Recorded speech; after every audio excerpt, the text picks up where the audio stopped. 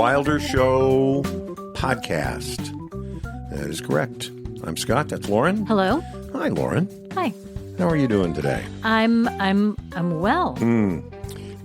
Lot going on. Yeah, very busy. Lots to get to. We'll get to that. You find us on Instagram. Search Wilder Show Pod. On Instagram, you'll find us, you'll follow us, you'll share with some friends. And we appreciate that. If you want to send us an email, just email to podcast@wildershow.com. Podcast@wildershow.com. The Wilder Show podcast drops Tuesdays and Fridays, 6 a.m. Central Time or before.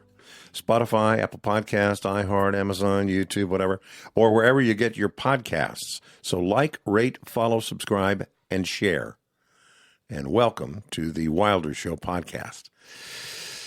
Well, there is so much to get to about what happened over the weekend. It was Friday night into Saturday, right? Right.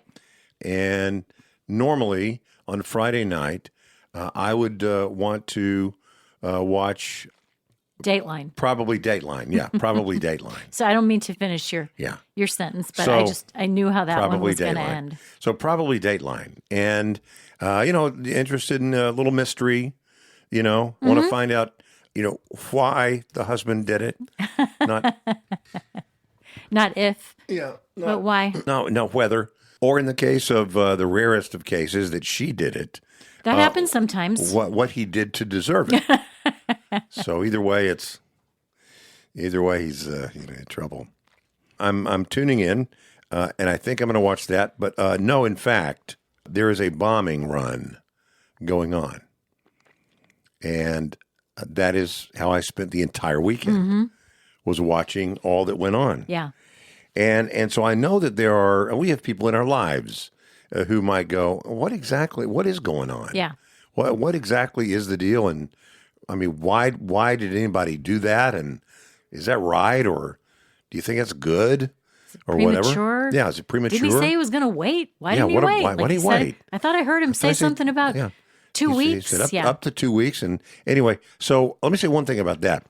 He did a masterful head fake the previous 2 weeks. He had not played golf, and he was complaining about that a lot. And so on Friday, he was out playing golf. So he knew what was going to happen that night. Yeah. But anybody seeing it was like, there he is, that old guy. On the golf course. He doesn't care. I mean, the world's at war. This guy's on the golf course. Look at that guy. Well, turns out he did know what was going on, and we'll dive into that. Is that okay?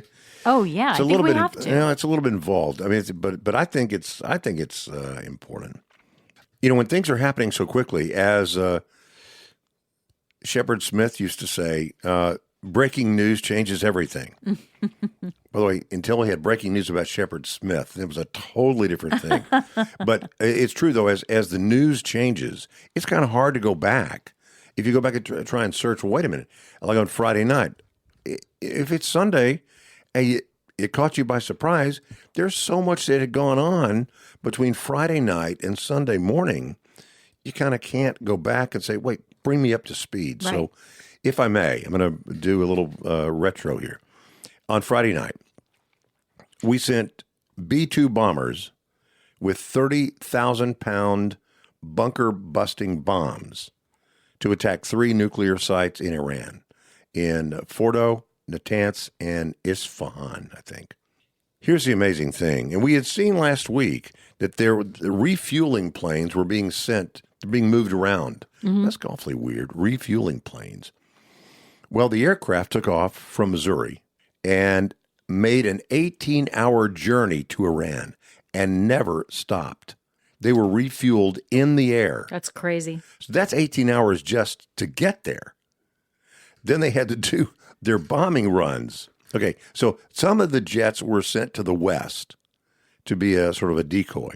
Others went in front of the main bombers to make sure the airspace was clear. So these 7 B-2 stealth bombers, their job was to hit the nuclear sites, fly into Iran and out of Iran without detection. Now, at the same time, off the coast from a submarine, there were 24 Tomahawk cruise missiles that were launched into that third site from a submarine. Anyway, that was all used during the operation. So we got in, we got out. Not a single shot was fired at any of U.S. aircraft. Not one. And does that signify that it really was surprise? Totally. Or, yeah. Totally. Well, surprise. I mean, part of it is the B-2 bomber evades radar. So it can't even be seen in radar. It's invisible. And so they didn't know what hit them until what hit them hit them. Now, backstory. Iran, is the greatest funder and sponsor of terrorism in the world.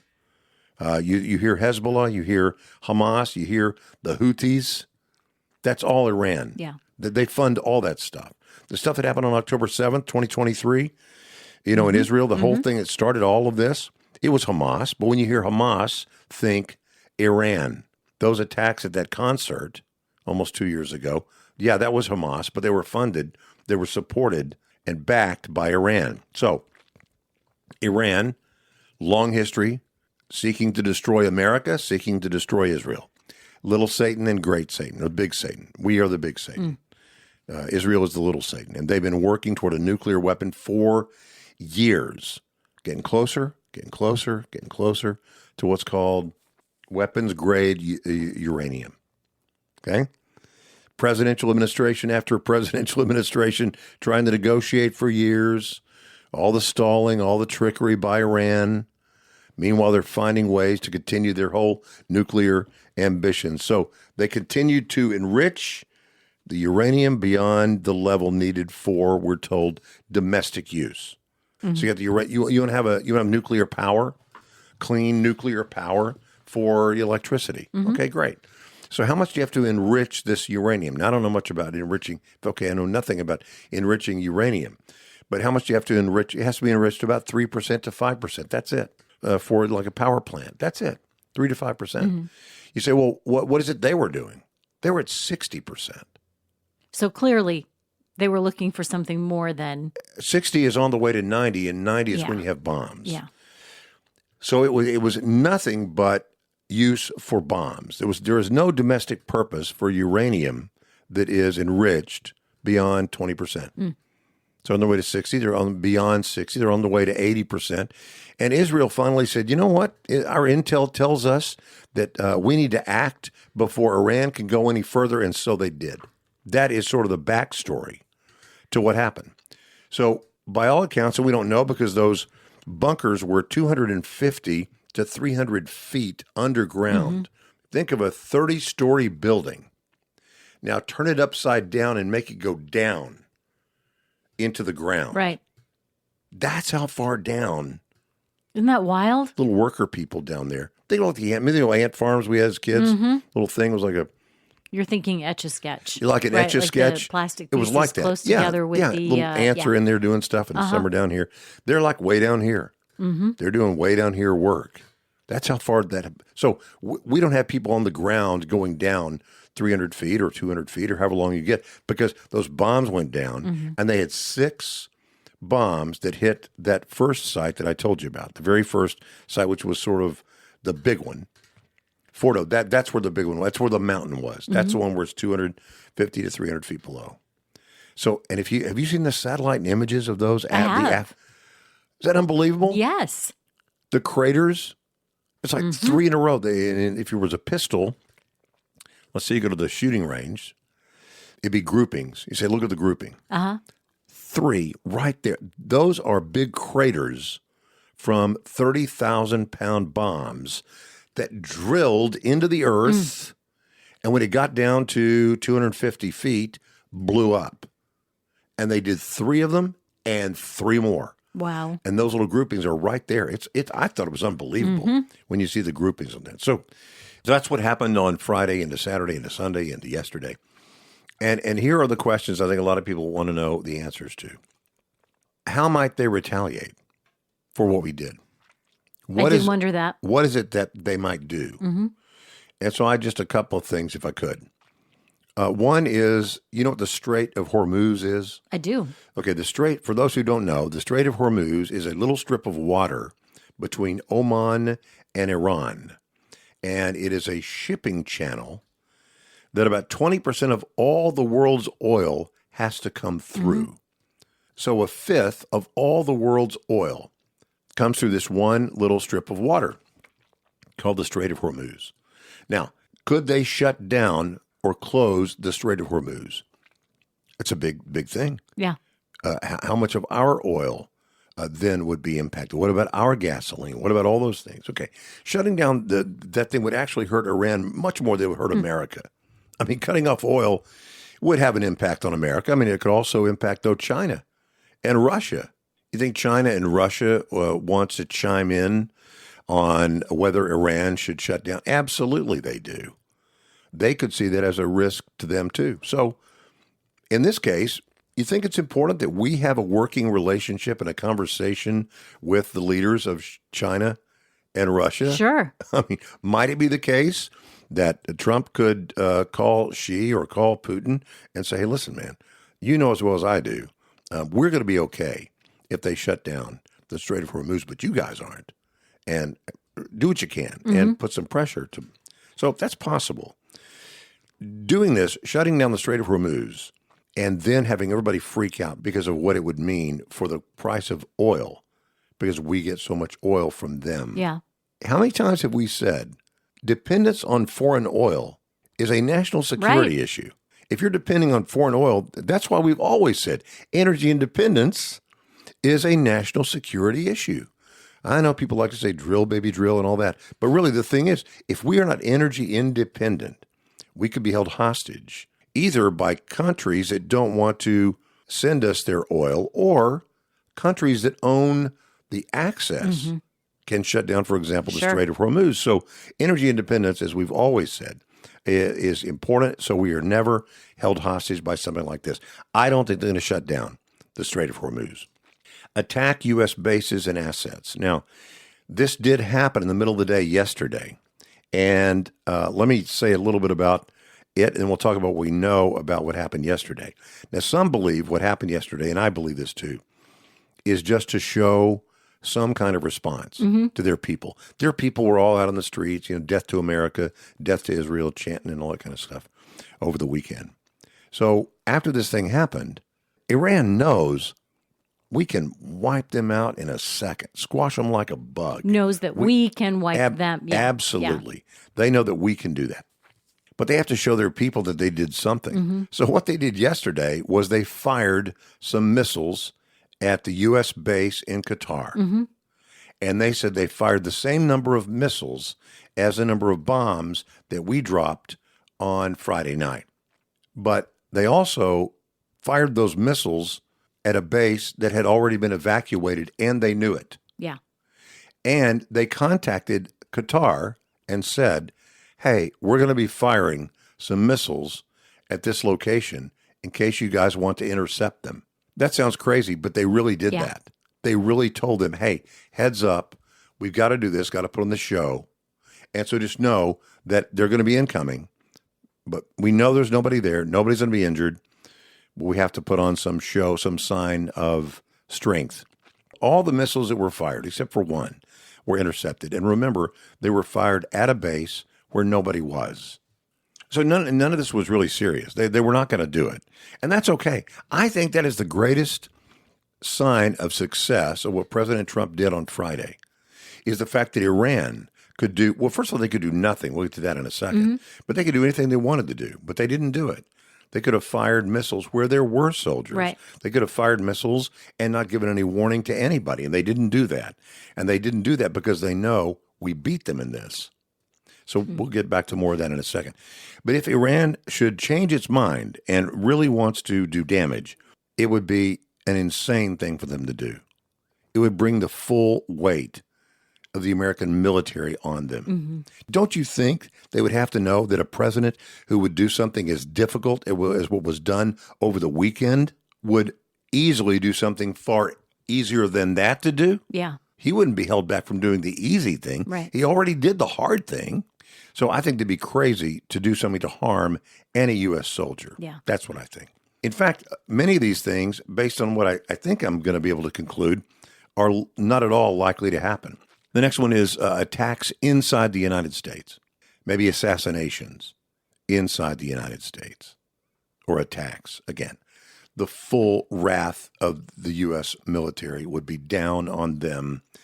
The possibility of sleeper cells, we've all heard of that before. You have these outliers, these groups, these assets like the Houthis and Hamas and Hezbollah, and even people at sleeper cells, maybe even in the United States. Look, bad actors love a weak border to slip their people in and then just wait for the chance to use them for their purposes. And this is why border security is so important. Why does it seem like that's such a hard thing to explain to people? Controlling the border is a national security issue. Anytime people come into the country illegally, it is a potential national security risk.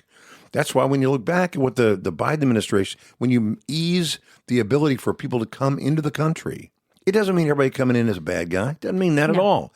It means if we can't control it, if we can't measure it, we can't manage it. And we have to be able to manage this. So you look at the things that we've talked about already. Energy independence. The conservative position on energy independence is we don't want to be beholden to another country. We don't want to be held hostage by another country. So the correct position on drilling is to do what it takes to be energy independent. Now, if you believe that'd be best, if we just nobody had cars anymore and all we have is windmills, that's fine. But let's be energy independent so we're not held. So that's a conservative position. Having a relationship with people you disagree with, like with President Putin or with President Xi, so that maybe you want to pick up the phone and say, hey, listen, this is a common concern that we have. You don't want the Strait of Hormuz to be shut down, do you? Because I know you don't want the Panama Canal to be shut down. So you have all kinds of ways when you can talk to people. Sure. So both those very conservative, I think, very conservative positions. And then the border. The conservative position on the border is not shut it down and nobody gets in, but we got to control it. We have to be in control of who is in this country. They don't get to be in control. Other bad actor countries don't get to be in control of who is in our country. Cyber attacks, likely to be cyber attacks. What can you give me an example of what you'd expect? Banking disruption, stealing of IDs, all that kind of stuff. But you know, those have always been attempted. They were always a risk. They're a risk right now, not just from terrorists, just from bad guys, criminals. Sure. So I don't think any difference necessarily because of the bombing over the weekend. Now, maybe they would attempt something big, but I think they're always trying to do something big when it comes to cyber attacks. The final thing is, I would have guessed, although this is no longer the case, they could have done nothing at all. Nothing. Their response could have been to do nothing because our enemy is very patient. Think back to February the 26th, 1993. Everyone remembers where they were on February 26th, 1993. No one does. Not so much. No one does. But that was a very important date. February 26th, 1993. Do you remember? I do. That was the first time that the Twin Towers were attacked and bombed, and it failed. It did not bring down the towers. They waited 8 more years, 8.5 more years. Yeah. Very patient. Saying 8.5 more. I mean, that is not a Western value or a Western trait, is to be so patient. I mean, look at what we did after the Twin Towers came down. Within 1 year, that whole site was leveled. We're figuring out, where's the new fountain going to go? Right. Where do you put the names of the people? Where's the memorial?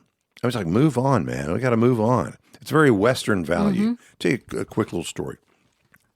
I traveled to China several times, and in China, they don't waste anything.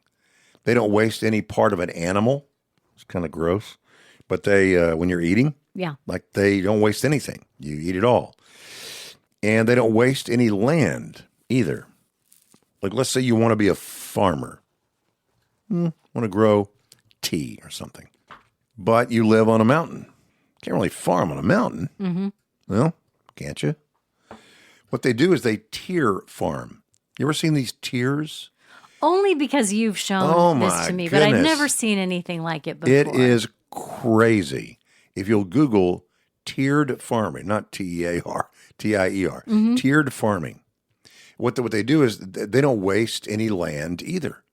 So you take a mountain that might have it's a 60-degree angle, and you just level off apart, and go up a little bit, level off apart, go up a little bit, and level off apart. It's basically a stair step. If you saw the side of it, it would look like stairs going up the mountain and down the mountain.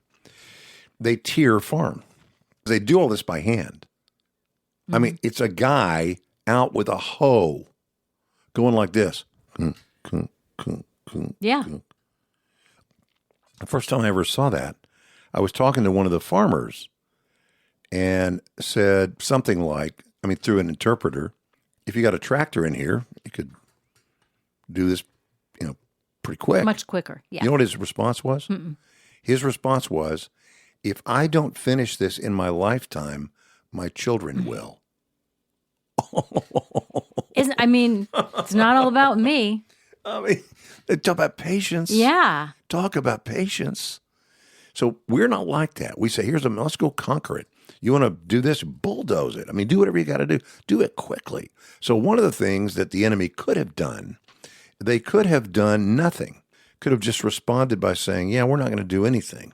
And we're going to wait. Now, the fact that they've done what they've done, and we'll talk a little bit about that, might they still do something in the future? Of course. Of course that could still happen.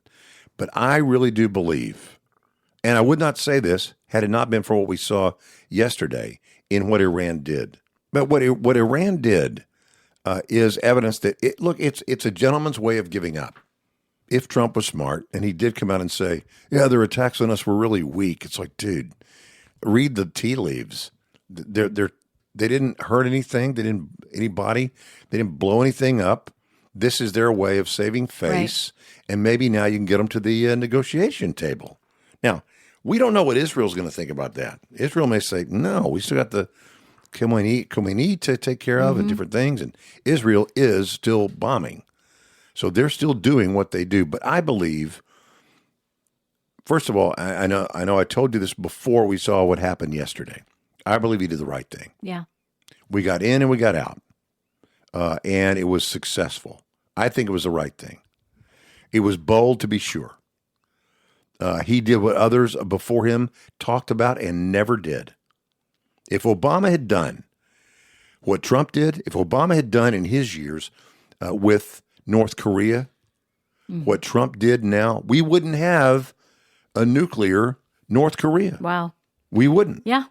We have a nuclear North Korea today because Obama did not do what Trump did. So I believe it was the right thing to do. He didn't tell everyone. This is a sort of a point of contention with Democrats, of course. He didn't tell everyone.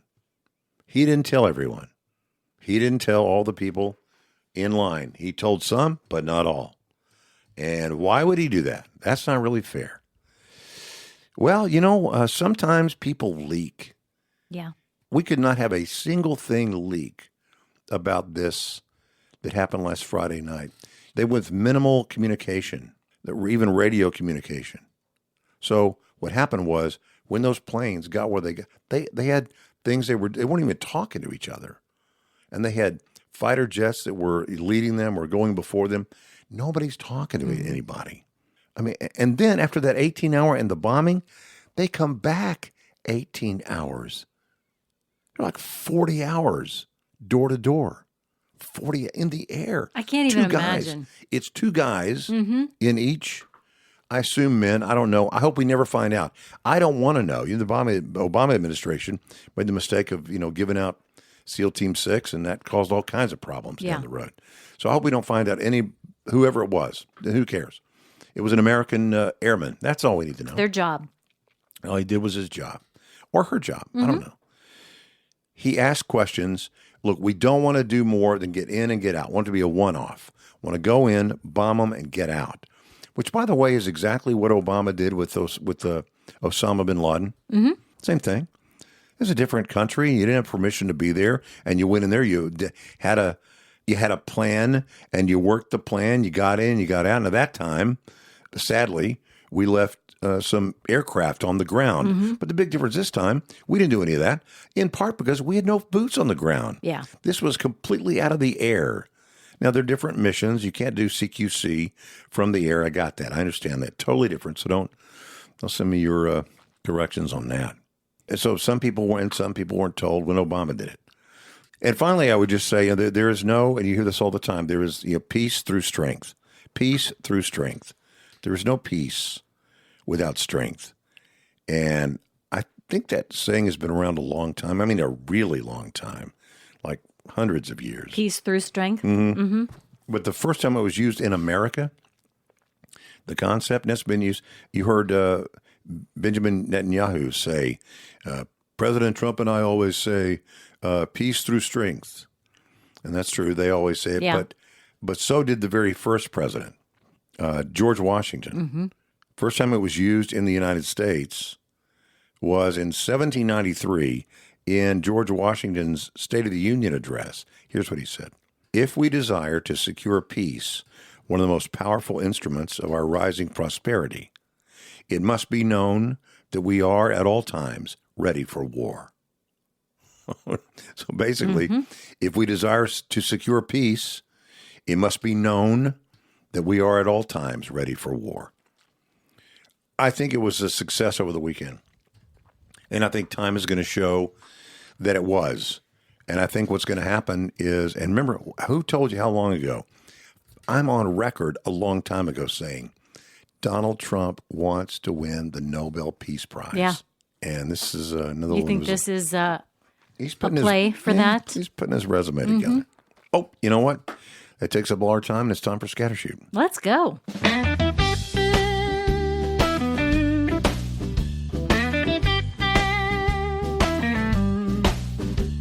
Wilder Show, Scattershoot. Here we go with Scattershoot. And there is Lauren, everybody. Hello. Yeah. What you got for our Scattershoot? You ever been fambushed? Fambushed. Fambushed? Fambushed. Is it like really, really hungry? No, but I hadn't thought about it that way. Famished? No, it's not famished. Fambushed. Fambushed. Yeah. What is the fambushed? Do you use any of the apps? I think there's the one that I know of that I'm most familiar with is like Find My Friends on your iPhone. First time I ever even heard about this. Well, I think is that the thing where you could like share your location? You share your location. Okay. Well, can I amend my answer, sure. Your Honor? Yeah. Uh-huh. When like Caroline's traveling, or maybe any of the kids are old, and they might say, hey, I'm going to share my location until I arrive. So if you're on a 10-hour drive, so I could say, hey, I wonder how she's doing. Yeah. And I'll look, she's there in the Buc-ee's and so-and-so, or the Buc-ee's and so-and-so, on her ride. That's the kind of thing you're talking about. It is. And then at some point, just like through the end of the day, and boom, it's over, and you kind of move on. Yeah, we every now and then I do that, yeah. Mm-hmm. I don't remember this even being a thing. I don't think I'd ever even heard about it until my youngest kid was in college. And she talked about how a lot of her all of her friends shared their location with each other. Huh. So, I think what she found at the time was you could never sort of hide. I mean, you could never be out of touch. Did she like doing that? For a little while, but then she realized, if somebody just swung by and knocked on the door of the house she was living in, they knew she was there. And you kind of had to say, no, you couldn't. There was never a chance when people couldn't find you. Well, that you could ever just stay in your room and not answer the door if you didn't want to, if you were not taking visitors. Well, in the old days, they called that privacy. Yeah. Your own business. We had a word for it. Yeah, it was called privacy, and you did your own thing, and you didn't have to. Yeah, I can see that whole sharing thing, and I'm not saying this about your daughter at all, but I could see like a group of friends, and then I could see it going very sideways, very bad at some point. Well, let's say eight for example, let's say Yeah. girls. You have 8 girls, and for whatever reason, one is on the outs and something. Oh, and yeah. yet you kick them out of the little group thing, or we're not following her anymore, or I'm not letting her follow me anymore. And all of a sudden you're back in junior high somebody's trying to see who's going to go with who in the limo to the homecoming game. Yeah. Oh, I had enough of that way back then. I hadn't even thought about that. I was thinking about, How do you kick them out? we never had that when my kids were teenagers, which Yeah. I think most people would think, well, that's the best time It's a to have safety it thing. because you can keep an eye on Sure. them and you know where they are. This a would have good been idea. terrible for me when my kids were teenagers. Yeah. Just you mean because you I would have sort been of obsessed on it, like I would have. I where is he? What's probably he would have doing? And- been. I probably would have been. Not all the time, but Mm-hmm. maybe during any of the times we might have been. I don't know. I don't. It See? wouldn't have been good for me. No. I wouldn't say I had a tendency. I had to work on my non-hovering. Well, let me ask you this, because but your kids did have cell phones, right? They did have cell okay. phones. Well, that's all they really needed. You didn't have to have more than that. I mean, You mean go- so that they could call yeah, me? or you could call them well, if you want don't to. you think? I mean, You don't have to know every step. Oh, he's at the corner. I mean, I go back to when we were. I know it was a long time ago, but when we were kids, even when I was driving, and my parents didn't know where I was.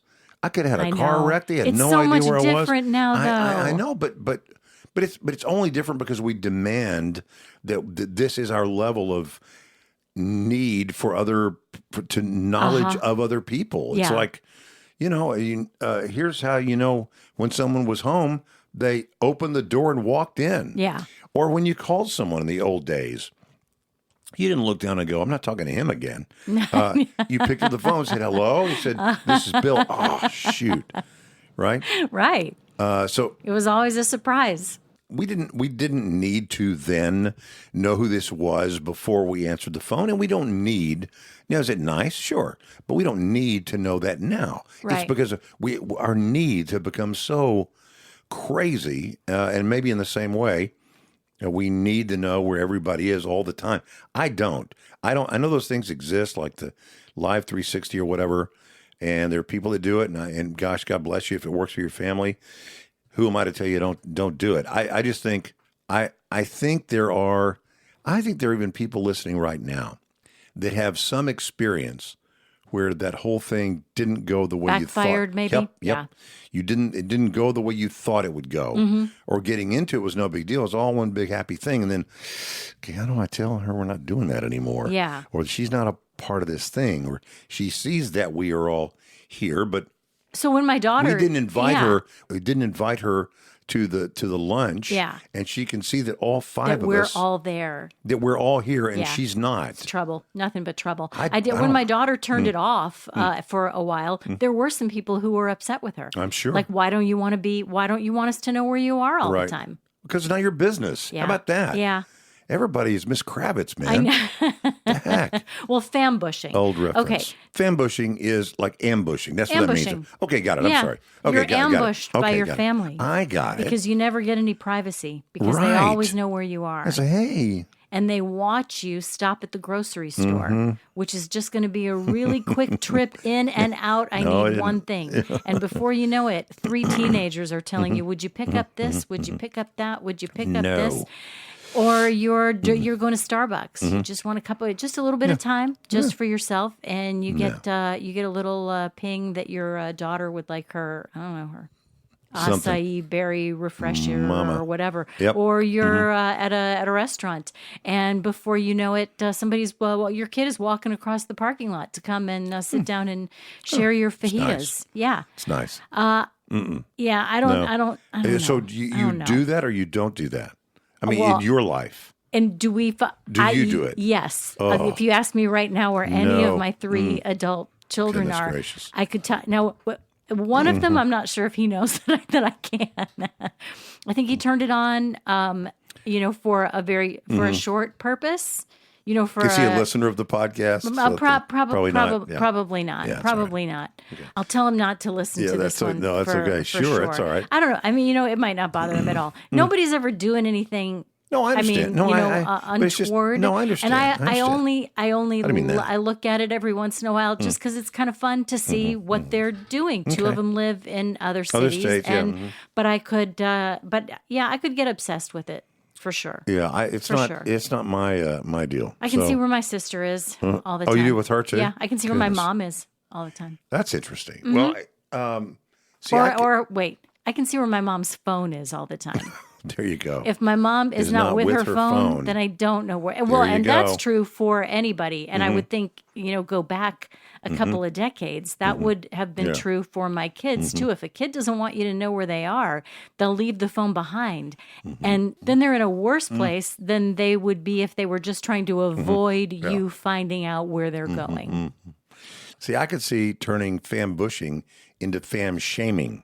Oh, See, absolutely. I could just spend my whole day watching where people are and then zoom in and like screenshot and then zoom in like screenshot.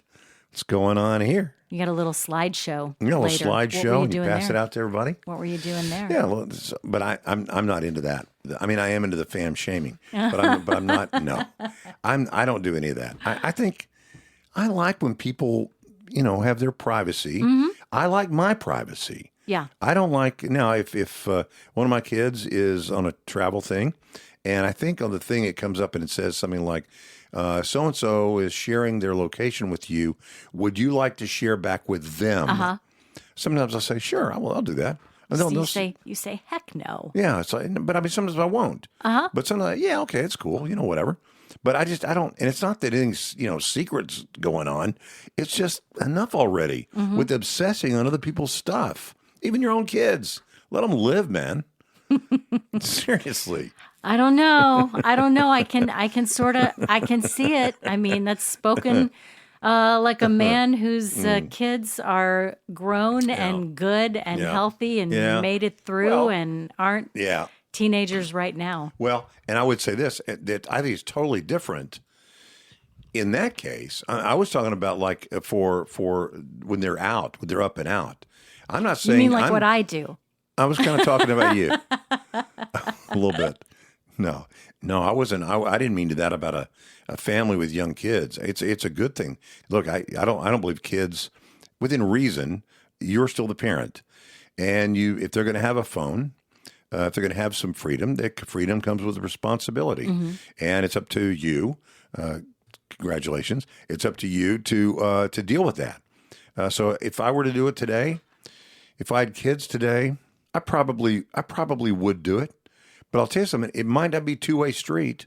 I don't think it has to be a two-way street. That's the not whole with thing. Kids. I thought of the with fambushing. Adults, but with adults, it's like, okay, you're an adult, they're an adult. If you all agree to do it, you want to give up your privacy to each other, then do it. But that's different. But if you're talking about you're the adult, they're the child, let's say they're 15 years old, and they have a phone, and the deal is, if you get a phone, the phone has to always be with you, and this thing has to always be on. Yeah. The time that the phone isn't with you, it ends up with me. The time this thing is not on, it ends up with me. Right. So if we can agree on that, then we're all good. You get the agreement, then you move on. Yeah. And then they have to own the thing that they said. So if I were a parent today, of young children, maybe I would do it. But I wouldn't share back with them. I think that's crazy. Yeah, that's the first thing I thought of. They don't share back with your kids. Doesn't have to be a reciprocal. I mean, you can read their email. They don't need to read yours. It's part of being a parent. Yep. Hey, when they're older, they can do that unfair thing too. I am a NASCAR fan. I know that about you. I do like NASCAR. This last weekend was Pocono. And it's a tricky triangle, Lauren, as you always say. It's a tricky triangle there in Pocono. And there is a little bit of a controversy inside NASCAR. Now, there is a driver named Bubba Wallace. I've heard you talk about him. Bubba Wallace, he has come out and said, I have to say this because it applies. He is a mixed race, black-white driver. Yeah. Okay. There was an occasion 2 years ago where they have these things called haulers. That haul the vehicles. H-A-U-L-E-R, yeah. Not H-O-L-L. Yeah, got it. Haulers. They haul the cars and whatnot. And the haulers have these doors, these big sliding doors that you bring down. So he made a big alert a few years ago and said that someone, and he wasn't winning races, by the way, and that hasn't changed, but he was saying someone had placed a noose on his hauler. Well, that'd be terrible. It would be terrible had it happened. It was one of the, when you get a U-Haul, Yeah. and it's got a little loop thing that you hold on to as you To pull it, to grab it. That's what to it was. Close the... There was no noose. He's a publicity guy. He loves this kind of. Okay, no, that was in the past. Now the one these days is this. As you know, Lauren, in NASCAR and in IndyCar, before the last lap, to signify this is the last lap, they wave a white flag. Yeah. That is the symbol that says, green means go, yellow is caution, red means stop. Right. He says he's not interested in winning a race until they do away with the white flag because he thinks it's racist.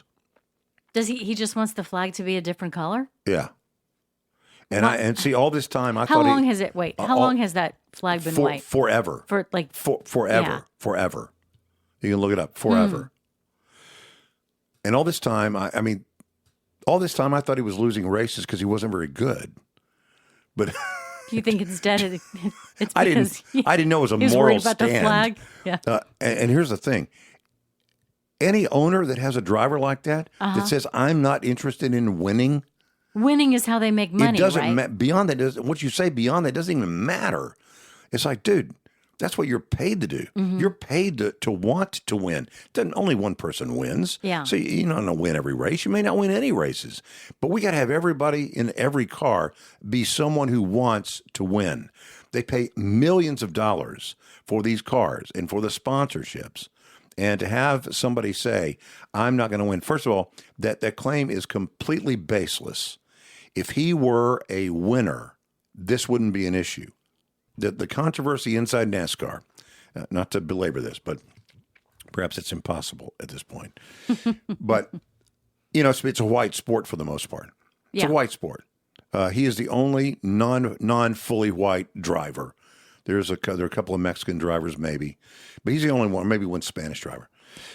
But it's largely, the crowd is largely white. There are 350,000 people that are there. They're all a bunch of, I say this because I with affection, a bunch of bubbas, just a bunch of guys and gals that, wearing big headphones to listen to their favorite driver talk, Is that what they're listening to on the headphones? Oh yeah, you can actually tune in to the car radio of their thing. You can hear their chat with. I had no idea. Yeah, it's fun, isn't it?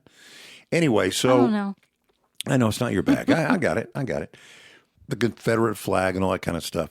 That's a problem. And so they've worked hard to make it not so redneckish. Yeah. And really welcoming to women, to persons of color or whatever. And so when Bubba Wallace finishes 33rd, 36th, and 33rd, 3 races in a row, and the next race finishes 8th, come on up to the booth. Let's interview. What a great race you. Oh, man. But it's not absent the fact that they want to have a varying group of people on the stage. So we used to say about a Miss America pageant. Not every one of the women can sing country music. Right. You have to have a sword swallower and a person juggling chainsaws and whatever their talent is, right? Different talents for the show. The same thing with this. So anyway, the Bubba Wallace thing. So he didn't even finish the race at Pocono. Something happened. He blew a tire or something. I don't know what it was. Well, now, anyway, if the flag, if they don't change the flag, that, first of all, it doesn't seem like he was in much danger of winning anytime soon. He's won, I think, once ever. Okay. Well. But I mean, really? That's what we're talking about? So where do you go from there? If you say, I'm not interested in winning until they change the color of the flag, and then they don't change the color of the flag, then what do you do? Because he wants attention. He's not, look, the way you get attention in NASCAR is you win. Well, you win races. And if we had a Chinese guy, this is probably really politically incorrect, we had a Chinese guy, we wouldn't say, hey, a caution flag, man. The caution flag is yellow. I'm not going to race anymore. I'm offended by that. I'm offended by yellow. It's like, dude, that just means it's like green, yellow, red. That's all it means. It's not personal. So when people thought black hole is not racial. Black Friday, that is not racial. Right. None of those things are racial. I've said enough, but I just want to say, I really long for a world where a driver is judged based on the content of his driving, not the color of his skin. Thank you. Very good. So well said. It's happened at the Idlewells Shopping Center in Sutton and Ashfield, Nottinghamshire. Oh. There's a new sign posted around the Signpost up ahead? It's a little shopping center. Like I said, the Idlewells Shopping Center, and the patrons there were starting to feel a little bit nervous about the speed of the mobility scooters that were of the people who were doing business with them in this little shopping area. They said you'd have to stick your head out the door of a shop and look both ways before you walked out, because some people on their little scooters were going at such an excessive speed that they were worried for their safety. Now, when you say scooters, you're talking about not a scooter that a kid would be on. You're talking about sometimes people who need extra assistance. If you're recovering from an injury, maybe, right. or if you have some disability that might keep you from the full use of your legs. And are they racing? Well, no, they're not racing. They're just going at a little too much of a clip. Yeah. And so people... Yeah, picture an outdoor shopping area. So this is predominantly for being out in the shopping area. So not just down the little straightaway where but crossing the streets and in the common areas, people were worried for their safety. So they had to set a speed limit of 4 miles per hour. Mobility scooter speed limit awareness: don't go more than 4 miles per hour. And what were they doing before? Well, you could go. I mean, on roads, you could go. 8 miles an hour. You could on really? those. Yeah. Oh, I didn't know that. I've never been on one of those. No, never even tried one. No. I mean, it sounds kind of fun now that I think about it. Well, there was a great Seinfeld episode about that. About a mobility scooter? Yeah, George Costanza was granted one because he faked I think as I recall, he faked an injury. And part of what he got as a perk from his company was he had a little scooter that he had. Anyway, it was a long story. Yeah, they everybody riding the scooters has followed the rules completely, and there have been no issues, no fisticuffs, nothing to suggest that there will be any more problems. But the speed limit sign is kind of cute. 4 miles per hour on your mobility scooter. Just tamp it down there, Pops. I'm talking to you in the Pops hat. Hey, watch it. That's the Wilder Show podcast. You can find us on Instagram. Search Wilder Show Pod.